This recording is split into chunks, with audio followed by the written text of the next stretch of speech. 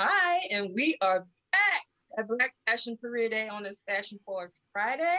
And now I have brand and business developer Meredith Leon McCormick with me for World Bride Magazine and MLM Represents. Thank you, Meredith, for joining us. And you know Hello, what? Queen. Girl, you are killing that yellow. And first of all, before we get into this conversation, I want to tell you thank you, thank you, thank you. You have been a major part of why I was able to continue going. I was starting Oh, this out and I reached out to you and I asked you if you would be willing to come on for a career talk, and you said yes. And then you went on and said, you continue to ask me, how could you help me? And then you introduced me to Yemi. So this is what it's about. I have to make sure I thank you because this is what it's about. It takes a village to raise a business owner, but then it takes the business owner to raise the village. So you are a major part of this village. Everybody blow up the chat, major applause to Meredith because she's a major reason why I was able to continue present and ending up with 18 people on the main stage and then 5 workshops. So thank you. it is With my that honor. It said, is my privilege. well, just you're a major part of it. So thank you. And with that said, we want to talk about one of the main reasons you're here. We're going to talk about PR, brand building, but we want to talk Mhm. about your story. Mm. Um, it's important that people hear about your story. And I want to just say really quick to everybody, I put in the chat that, this is the first time we're doing it virtually, definitely with the workshops and everything. The demand is coming through, and I'm so glad because this will help us build for next year. There are event replays that are available. Today, there is a discount. If you put in the code of replay 326, there'll be a 15% discount. So if you miss anything, you can get it on the replay. But we want to talk about, Meredith. You started as a celebrity nail technician, Mm-hmm. and Celebrity then you manicurist. That was me. celebrity manicurist, and then you built your brand, and now you're representing some of the top people. So we're going to show a couple of those pictures, let you hit on those for a moment to go down memory lane so people can really understand your story. Look at this, World Bride. Was this your talk about this? Well, this is Lyris Cross on the cover of World Bride magazine, the magazine that I started for initially the main focus was for women of color, but then became the evolution about the lack of representation of women of figure women, full figured women. And Lyris Cross, to me, was the first representation of women with curvy bodies that were beautiful, but were not represented. So before Lizzo and before Megan Thee Stallion was talking about being delicious, and even before Beyonce was saying she was bootylicious, I knew of Lyris Cross and all the challenges that she faced as a thick, curvy Black woman. So that's one of the challenges that and things that World Bride magazine addresses. And it's even more prevalent in the bridal industry. That is my first cover as a manicurist for Ebony magazine, Wow. thanks to Miss Harriet Cole. Harriet Cole is one of my mentors. So when I made a mistake with Harriet Cole, and I do have to say that. Harriet Cole was an editor in chief of Essence magazine when I knew of her. And I worked at Essence magazine as a manicurist. Again, they're doing some covers and doing things. So you would see Harriet Cole, and she was always cordial and polite to you. Good afternoon, greets people. And then she moved on to Ebony magazine, and that was also one of my dreams, was to have my work, my name in that another legendary, iconic Black magazine, Ebony. I never had the opportunity until Harriet Cole was the editor in chief in there, and she called me, and I was on my way to Miami the day of her shoot, on this shoot, and she called me and said, Meredith, I am shooting Gabby for the cover of Ebony magazine, and I need a manicurist. I was so excited that, first of all, that she called me, but then she turns around and she hires me. I was like, I'll get to Miami later, and I changed my flight and went to a later flight to do the cover for her. So Harriet Yeah. Cole is my, she's my godmother in the fashion world. Awesome. Mhm. And then this is you That with Beverly Johnson. yes. So we all know who Beverly Johnson is. So again, I met Beverly Johnson doing manicures again. So Deborah Gregory, Deborah Gregory, who is her best friend, met me at an event, and she says, we were chatting and talking, and she says, you should meet Beverly Johnson. And one day she was having an event and Beverly Johnson was there, and she introduced me, and Beverly and I exchanged information because she needed a manicurist. She's like, oh, can you come to my apartment? And that's when she was in Manhattan. She had an apartment in Manhattan, and she's like, can you come and do my manicure and pedicure? And I went to the apartment, did her manicure and pedicure. She kept my number. And strange enough, Beverly Johnson would text me every holiday with best wishes, every single holiday for years.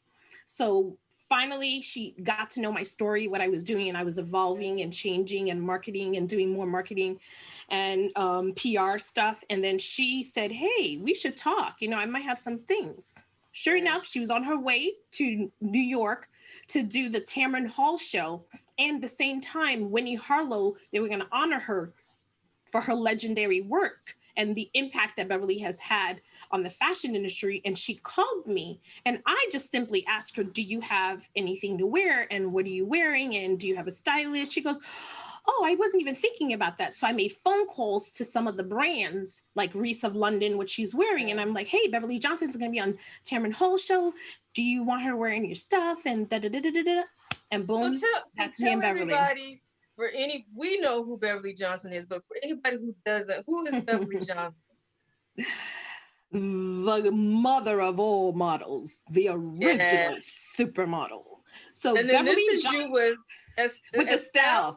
Yes, the singer. Again, it all started out with my manicuring world. So the manicuring door opened up everything. Because that was a foundation for you. So we want to talk about the PR, but we want to talk about your path. We can take that picture down. Yeah, thank you. So with your path, you started out as a manicurist. And then what was your next, what was your next step after that? So I started out as a manicurist, and during my manicuring period, which was a little bit late, I created my own nail polish line. When I created my own nail polish line, I tried to figure out how can I promote this polish quickly under the platforms that I'm already working in. Yes, you can get it into a couple of salons. Of course, if they like it, they're going to use it. That's not the problem. But how do you get it to the masses so that they do want to buy it? So I started with the nail polish line, just attending shows. Working shows. And I was working the shows. And when they would hire me to be the manicurist and my team, I would tell them that I want to use my own product, and my own product would be credited. And so now every time the shows were running, in the bottom of it, it would be Meredith Leon McCormick using M2M nail polish. So that's how I marketed it. And so that's how I learned and put into practice the marketing skill. So the manicuring world opened my doors, and it helped me transition into writing, because that's where I met Julie Wilson, who is now, I think, beauty editor or beauty director at Cosmo magazine. She was at that point at Real Simple magazine when I originally met her. Months later, she was leaving Real Simple, going to Huffington Post. And she said, I'm looking to build a team of writers and beauty writers to work with me. Would you be interested in writing for the Huffington Post and covering different things about beauty and everything else? That's how you got into the PR piece? So when it's the evolution. Right. So when you talk about the job description for someone, because I say that you're the lifeline of that fashion designer's business. That's what I'm saying, because you're well, you're going to talk about what you're doing, but talk about that job description. If you had to say, what are you doing? What is your main role as a brand builder? So PR, it falls under a lot of different things. And PR, what it was 5 years ago, 10 years ago, 20 years, 30 years ago, is completely different than what it is today. PR was the public relationship that that person forged for you, your public image, your relationship with the public. And whereas what the public saw, it was the most positive view of who you are. So what it is today, because now everybody says that they can do PR. It's more than just writing a press release and sending it out and asking editors, can you write about my client? That they don't need that anymore, because guess what? These writers will go to the clients directly, email them. Social media can almost make PR obsolete. They can go to Instagram and find out who's the hottest. So PR, you have to be a marketing expert, brand developer, to show the person how to go from point A to point Z in a nanosecond. So it is about how do you make the person whether they are a brand or not, or develop them into a brand that people will want to speak and cover them or use buy their product at the end of the day. So I don't use the word PR the way we use PR. That's just a component of being a Gosh, branding and marketing, developer for an individual, a company, a product, or service. that's good. What are some of the skills that people need to have to do the job? Humility. How about that? It's not about you, it's about your client. And, for me, that's where I start. I have to be humble enough to understand that I'm serving. My job is to serve, it's to give them. I have to look good because I represent them and myself, but they're walking the red carpet. I'm not taking pictures with them on the red carpet. I'm making sure that they don't have toilet paper stuck on their dresses and their pantyhose doesn't have a run in it, and their lipstick is crooked, or, they got spinach in their teeth. That's my Talk about job. it. I'm supposed to be holding their coat. Right. I have on sneakers. They have on Christian Louboutins and all that other fancy stuff. My sneakers have to be ready to do the run for them. So Right. that's why I say humility. You have to be humble and understand, know your place and respect your client. And this is their shine time when you're out with them in public and you don't represent yourself. So that self-promotion, that's not happening. The work that you do, your deliverables, is accolades for you. And that's what you should Mm. strive for. You know what I'm saying? So Oh, when that's a you see the tweetable. Wait, result, wait, wait, wait, wait. Hey, hey, that's don't a make me say it again. tweetable. Your deliverables. What did you say? Your Okay, let's deliverables see or if I your can remember. reward? Your I work don't know. is Let me your go get the replay. deliverables. Yes, you talked about the Mm-hmm. deliverables being your reward. That's it. It's simple as that. So if I make you look good, then that's my reward. But for me to walk the red carpet with you and think that I'm going to be wearing an Alexander McQueen with you, like I get an Alexander McQueen for you and then I get one for me, nope. You better get that Alexander McQueen suit and be happy with it in the back. And so it's about humility for me first and foremost. And for me as a small company, um, we literally, everybody that works underneath me and with me, they're freelancers, and so I get them per project basis. My rates are not as big as my competitors are, and that's not my goal, because the amount of people that I choose, my clients interview me and I interview them, and then I see if our personalities work with Right. each other, so that I don't want them to hate me at the end. You could be angry with me. You could be annoyed with me, you know, because I'm asking you to do something that I need, but you will never be upset with me because I didn't do my job. That will Right. never happen, and that's where I feel like we have to be good on time management. You have to learn how to sleep when you blink because you may not get some sleep. And I think you know about that. You know, you've been on this for how many hours? You know, how many months have you been planning this? Because we spoke months ago and look where we are now. And you probably didn't sleep last night, you know. So when you're serving other people, you know, it's not about you. Yes, you have to set boundaries. I believe in that, but you have to be, there's ways of being respectful as you set these boundaries for people. And they, even if they choose to walk away from you and your company, or they feel they're no longer being served by you, that is still a respectable relationship. And thank God, every client I've ever served, when they no longer use me, I still have a relationship with them. I can still say, hey, listen, somebody just called and they're looking for you. Do you want me to handle that, or do you have somebody that's going to take care of it? Because I don't believe, and I just heard Norma Kamali speak that you never burn bridges.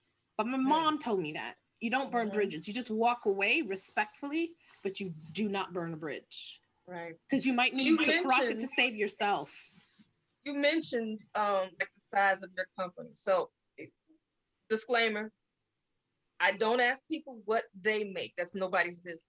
But I do ask people, because I know people want to do, starting out progression wise, what can they expect? But you hit on it already. You talked about the size of the companies. So talk about the different sizes of companies. What can they expect starting out? Moon is the limit. You know, what is a realistic progression along the way that they can expect, so they can think about how to cultivate this business? Right.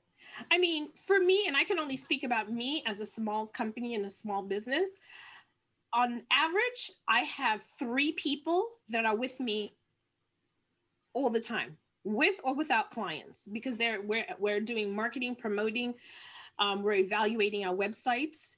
So if nobody pays us for that month, I can take care of those 2, 3 other people that work with me, you know, to search for the next client. And I'm comfortable enough that it's okay, but I'm not going to take clients on just for the sake of chasing the dollar, because oftentimes if I'm chasing it, I'm going to get hurt.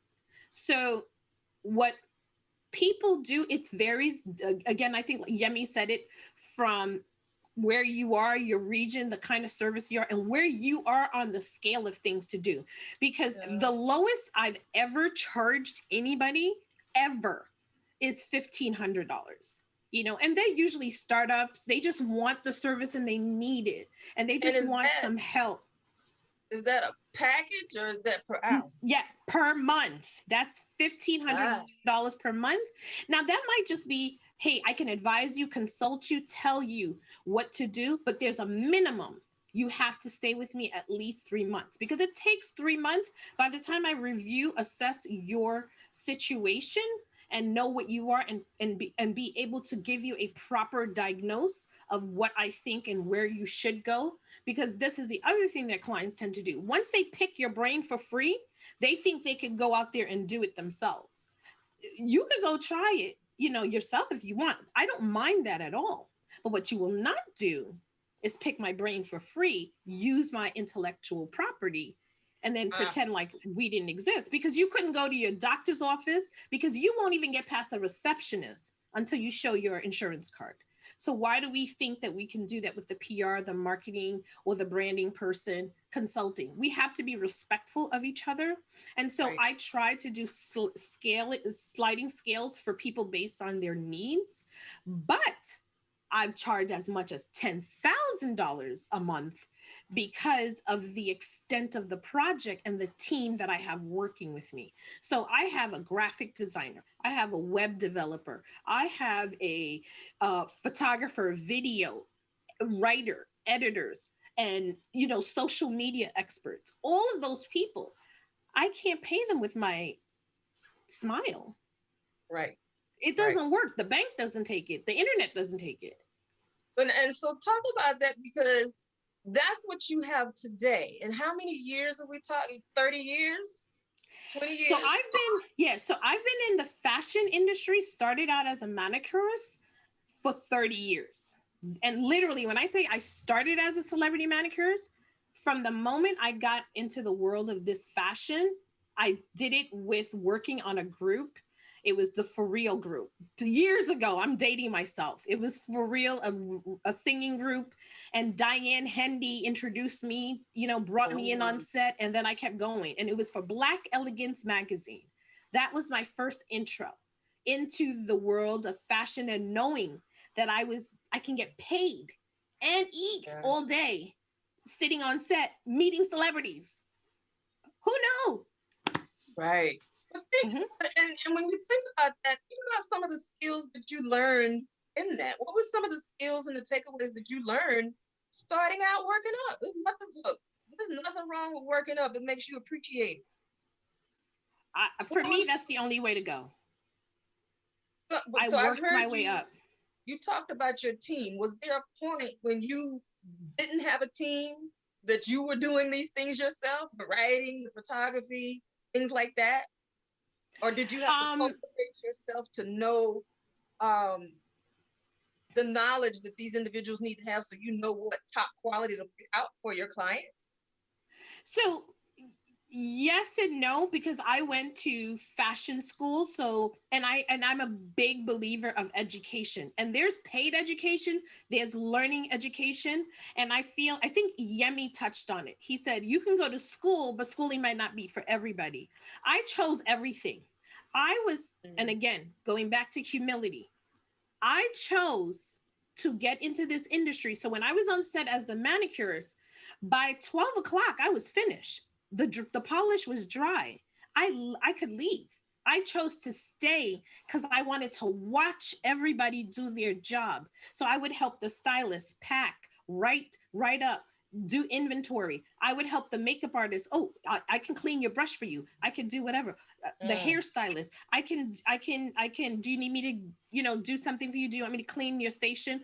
I was learning. They didn't need have an assistant, and I was willing to do that for them.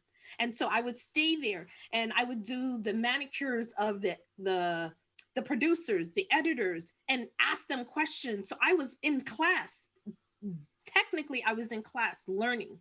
So once I learned about all of these people, I would use that because I was in school. I went to Fashion School of Technology, and I took the night courses of any continuing education I could. The same time I was at Technology of Fashion right here in Brooklyn, and I was taking the fashion merchandising degree so that I could learn the back end, the business of it, because I never wanted to be a fake, a fraud, and people find out this girl don't know what she's talking about. I wanted to know everything. So at the same time, I spent years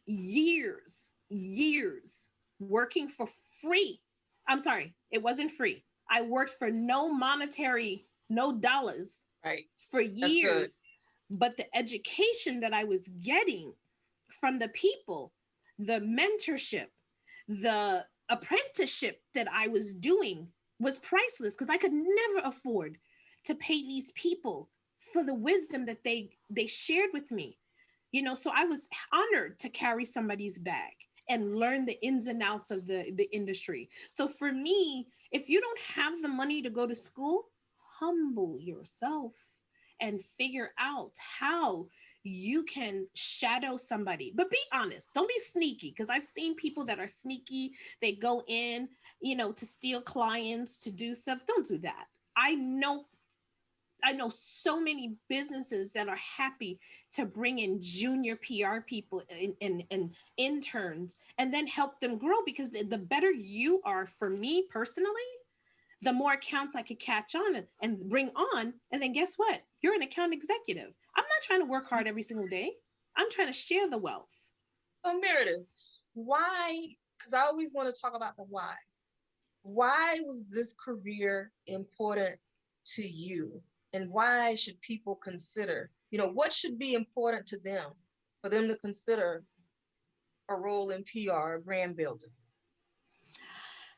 Okay. And I think, again, Yemi touched upon it, when he said there's so many roles and position in PR, in fashion, that we seem to think that fashion is all about the clothes that a designer is making. But I personally think some designers are left brain, right brain. Some may be more creative and the others more technical. So I stay in my lane and I do what I can do. So PR marketing brand development is one of the most amazing ways where you can help your favorite designer, artist, whoever it is, talent, develop themselves, take them from stage A to stage Z just by being a support to them.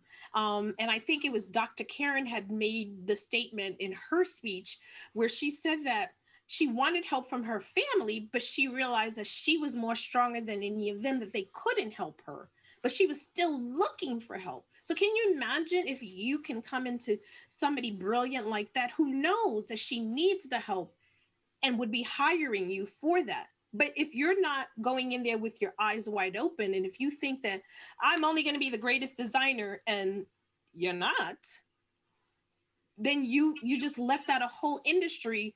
And for me, I didn't care what part of fashion I was in. I just wanted to be in it. I wanted it to Mm-hmm. be a part of me, because from the moment that I remember being in high school and I was getting ready to go into high school, I was 13 years old.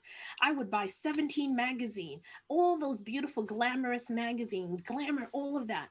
And I would see the girls, the lack of presence of Black women in there, teen, all of these teen magazines. I knew this is where I wanted to be, but I didn't see myself until Beverly Johnson. And that Mm-hmm. changed everything, Mm-hmm. and it made me believe. It gave me hope. It gave me, oh my God, there's a place for me. I wasn't going to be a model, but I know I Mm-hmm. wanted to be in that industry in one way. And so now Oh, I have the honor of being an asset to Beverly, the woman perfect. that I admired. And that's where I want to go. Talk about that. You're saying being an asset to her. What is the value that you bring to her? What is the value that you bring to Yemi? People, I'm asking this question so people can know this is not about the glitz and the glam. You've already touched on that, Meredith. But what Mhm. is that value? What is your responsibility and about adding value, and what type of value are you adding to their brand? Oh man, I hope they feel the same way about me. I just believe that we're here to serve, and I just wanted to be in the room. And I know with all the mistakes I made, which are not mistakes, the learning lessons, the hurdles that I jumped with my own businesses, I can now share it and bring it to them and help them avoid the pitfalls and the hurdles that they are going to face because I went through it first. So I always assess their vision, ask them, where do you want to be? Where do you see yourself? And then I'm realistic with myself and say, well, do you really know how to do this? Or do you have the time and the energy, the resources to go learn that so you could be in their camp? So I evaluate myself first to see if I can even fulfill it. Like Yemi says, there's no purpose if I'm going to lie to the person and say that I can do something and I can't deliver. I rather under promise and over deliver than to say yes I can do it and then I fall flat in my face and then I ruin it. And in our industry, in our world, there's still colorism and color, racism. If you, and I always take it serious, if I screw up for the next people that are coming after me. So I take that responsibility very seriously. So I'm not just Meredith Leon McCormick. I represent the other Black women, Caribbean, Haitian women that will come after me. So I take that responsibility serious. That's just me. But that's because I'm comfortable in my spiritual space with God, and I acknowledge that He has blessed me to get Mm-hmm. this far, and I've surpassed, not reached, surpassed my wildest dreams. So everything else that comes after this, icing on the cake. And I think tea. I love it. I'm going to take a couple of questions for about 10 minutes and then we're going to Mhm. close out. Um, Yes. Tomorrow, everybody, we ended up crushing in a lot of workshops today, but I'm so glad and so thankful for the demand. This will help us plan for next year. Tomorrow's a little bit different with the workshops, but this question, two questions actually. What questions would you ask as you assist them? And then the second part of it is, do you ask personal questions like where they're from, etc., to your clients? Should I Okay, read them so again? the first question is what person? Yes, yeah, read that one again. Certainly. What questions do you ask as you assist your clients? And then the second part is, do you ask them, what type of questions are you asking? Are you asking them personal questions, such as where they're from or things like that? So you can identify how to assist them. I'm thinking that's okay. I'm You know thinking what? that's That's a what, good question. I like the second question. The first question I always ask them, what, first of all, I need to know how they found me. If it was a recommendation, they probably know who I am and they already know my resume. So I don't need to repeat that. Like Yemi said, I don't need to oversell myself. You either know what I've done or you don't. I ask them the question is, where do you see yourself 3 months, 6 months, 9 months, a year, 5 years from now? And then I do a roadmap working backwards of what are we going to do to get there. So that's that part. And the personal question of where you're from. Now, from a couple of things that I've been hearing and, on social media land, it's taboo or it's inappropriate to ask somebody where they're from.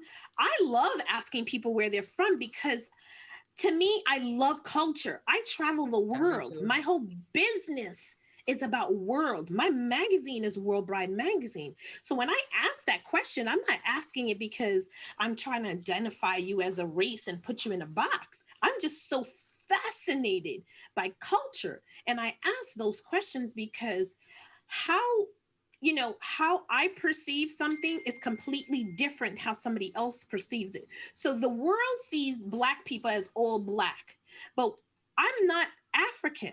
I can't answer the African experience for Yemi. So why would I answer his questions when he's African? I'm African American by destination. I'm Haitian.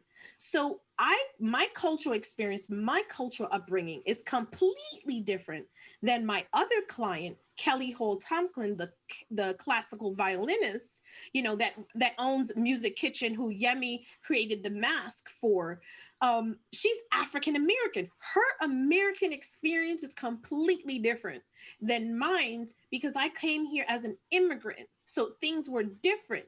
But what I've done is I've taken it upon myself to ask questions like that so that I have a better insight on it. Like, for instance, one of my, I call him my everything, Victor Amos, makeup artist, tech person, everything. He's everything to me. He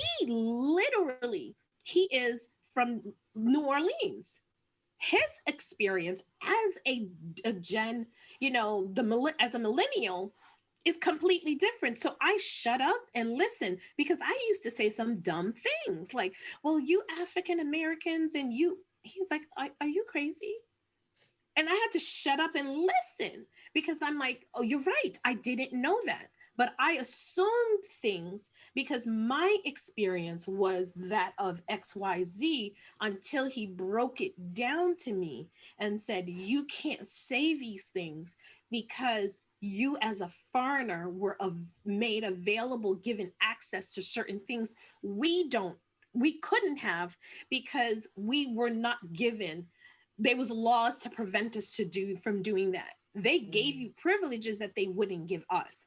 And so that's when I shut up, listened, watched YouTube, read books, and opened my mind and asked those personal educational questions so I can serve better. So yes, I do ask questions. Question for you, and looking at the time. When it comes to getting opportunities, because your career path really lays it out. When people are seeking people to mentor them or they're seeking job opportunities, career opportunities, what are some of the things that you recommend, some best practices that they do in regards to approaching people? And some of the things you say they should not do. Approaching organizations. Oh, the do's and the don'ts? Yes. Yes. The do's and Bring it. Oh boy. Let me try to do it. One thing I'm going to tell you guys, I am not easy to work with for, and around because I'm a perfectionist. So before I approach anyone, I do my homework. And granted, millennials, this generation, you guys may or may not know how And easy we you have some have it. career change. We have some career changes too. So go ahead. Yes. So the internet is your best friend. Google Siri can answer all your questions. So before you go to an interview, do your research, learn about the company, who you're looking up. Put in the time. I think Yemi also said it. Have the respect for yourself to at least look up the person and the company that you're looking to work for and with. Don't go into there ignorant because you only make a fool of yourself. And why would I bother? And don't assume. There's a difference between being cocky and being confident. You think they're the same, they are not. There's a level of confidence that I have, but it's based on experience. But I will never say that my experience is the same as that of you, Carla. And we could be doing the same exact thing because it's different. So for me, I believe that, again, you don't want to oversell yourself, but you also want to walk in there with a level of confidence and measure of pride and humility and present yourself the best way possible.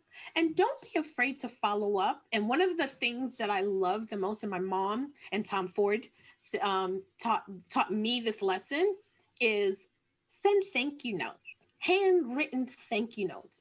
I have stacks of handwritten small thank you notes that I write to people when I get a client and they sign on to me. I will get a handwritten note and I will say a thank you for choosing us, thank you for finding value in us. We look forward to serving you, and send them something that I enjoy that I know they will find useful.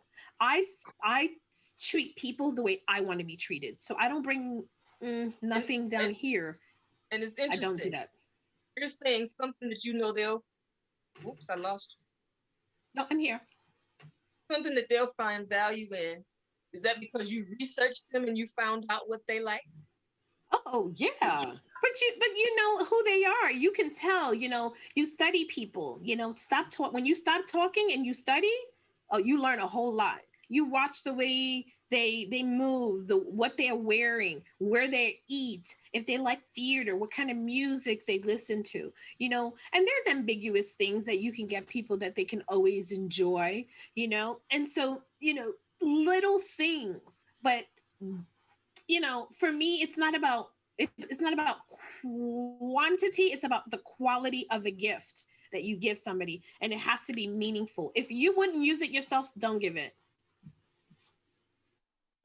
After this career talk, if someone is desiring a career in PR, brand building, what are some realistic goals and steps you think they should take and time frames you think they should take? I think you should see about internships, and I feel like we don't do it enough. I think, and I heard the question that you asked Yemi before was what kind of salary should people expect coming out of university, college? Don't expect anything. Just don't. Just go in there. Like for years, I had more than 3 jobs. I was the manicurist, the waitress, a hostess at a restaurant. I was temping at Merrill Lynch, all while being a mother of 3. But that was nobody's business because I wanted to be in the fashion world. Because in the fashion world, we were invoicing at 30 days, 60 days. You hope you got your check in 120 days. But you had to do things to fill in the gap to survive, because you still had to pay your rent, you had to pay your food, and you had to get to the job. So find other things. Nothing is beneath you when you really want to be in the career, because there's a lot of actresses, famous actresses, that did different things while they waited for a job. So I would intern. That would be my first thing. If I can't get a job, I would be an intern first and pick the hours, see whatever I can do and say, hey, I can honestly commit to you and this day. I'll do anything you need. Here is my hours, here are my skill set. This is what I can give to you. Respectfully, when I said anything you need, respectfully. Always have your dignity intact when you go to someone, and know your worth. Once you get that, but I would do it from the very beginning and say, but if I can start out as an intern with you, can I grow into a position for you? If you see that I am valuable, ask those questions, and put a time period. No, but you should not be an intern for 20 years. That's ridiculous. You need to be paid and compensated. You put time period, you say for a semester or whatever it is, and then look to see if you can come back. And because what internship was supposed to do was supposed to open the door for people to be thought of first when the position came available. That's what an internship was supposed to do. Awesome. We are going to close out. Meredith, you have been Meredith. You have brought it. I thank you for the I transparency love because you. this is the conversation that we need to have. We have a workshop, a demonstration. We got a minute. Have a demonstration on a creative job tool at about 4:15. Chris, let them Oh, know we're on the way. fabulous. Yeah, I invite everybody to go in. But Fabulous. real quick, Meredith, with that empowerment voice, what Oh, have for people pursuing a career in public relations, branding? go for it. Study and know the back end of it. Don't be, welcome the challenge. Don't let it defeat you. Um, there's a need. You know what you know, and you don't know what you don't know, but you can learn what you don't know. Mm. But I think innately we are all giving creatures. I believe, again, I'm a spiritual person. I'm driven by my relationship with God. One of the laws was give freely and you will receive abundantly. And I have received abundantly from people like Harriet Cole, Mickey Taylor, Beverly Johnson, Lisa Sinhanlick, Fern Malice, all the giants in the industries that have mentored me and put up with my Harriet Cole, that put up with my call, Terry Agans, I'm calling crying, I don't know what to do. I want to leave the industry. I hate it. Mm. You have these people ask for help. You'd be surprised. A lot of people want to help, so, learn from other people's challenges and see what can you get out of it. And that was, that brings me to this book right here, Mr. Andre Leon Talley's book. I would suggest everybody pick up that book, and you'll learn a lot about the industry and the assumptions that many of us have made. Learn from his mistakes. Do not judge him, because he was a light and inspiration to so many of us. So we dare not judge him and anything we think we know about him. So That that's what chiffon read. trenches. Is that the Yes, chiffon chiffon chiffon? trenches. For everybody, Yep. that's the chiffon. Write your notes. Chiffon trenches by Andre Leon Talley. And I hope that you know it's yes, it's Andre Leon Talley. I hope you know who Andre is. If not, then that's your homework. And when we come back together in 2 weeks, we'll talk about it. But it's called the chiffon trenches. Thank you, And Meredith, also so very grab much. Beverly Johnson's book too. You'd see how she changed Hold them the up. industry. Hold them up. Oh my Hold them gosh. up. Let's see if I can get that. Yes, please get Beverly Johnson's The Face That Changed It All. Get her book. It will literally make you see the world completely different in this fashion world. We thought we had the Oscar. We thought we had the Oscar. Black models are still fighting to be here. Meredith, I wanna Yes, ma'am. I wanna get that book and I wanna give it away to somebody. Oh, absolutely. So, and she will sign a copy for you. I can get her to sign a copy for you guys. So pick a number. And there's another book. We're gonna go with that one, but pick a number real quick. And whoever, I have the guest list right in front of me. Whoever is on this list in that number is gonna get that book.